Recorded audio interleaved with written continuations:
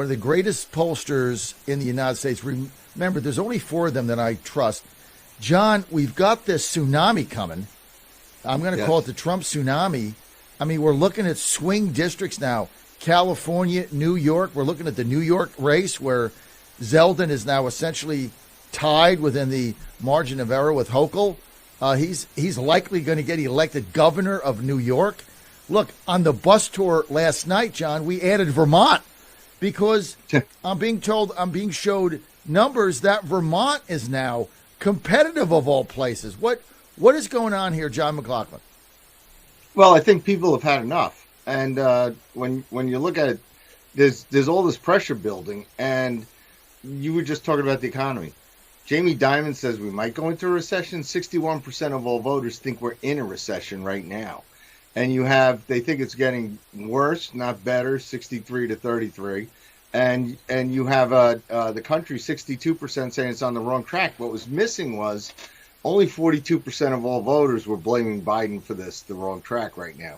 So that was last month in our polls, and I'll bet you this month it's going up because, they tried to manipulate the price of gas where they were using the strategic, oil reserves to lower the price of gas. And now they're running out of oil reserves. If there's a problem with Russia and Ukraine, they need this oil. So all of a sudden, the price of oil is going back up because Biden and John Kerry, his climate change czar, have decided we're not going to be an oil-producing independent country.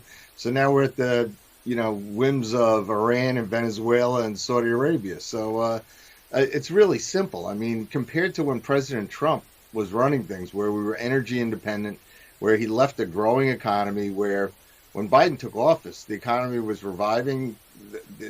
I was in the Oval Office when they were shutting down because of the pandemic, and Larry Kudlow and other economic advisors were saying it's going to be temporary. We're going to bounce out of it. We're not going to do anything permanent that would affect the economy. In fact, will help the country recover. And that's exactly what President Trump did.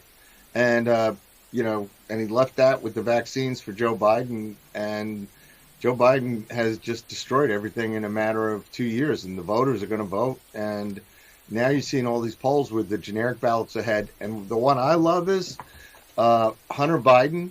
They're leaking that he may get indicted. Well, of course, they're looking at the same polls before Congress can investigate him. They want to indict him on their own Justice Department time and have him plea bargain. So it's the voters. It's 28 days to go. The Republicans are looking good. The enthusiasm's on our side, and our voters are ready to turn out. And that's what you're seeing on your bus tours. You're going around. That's what your listeners are feeling.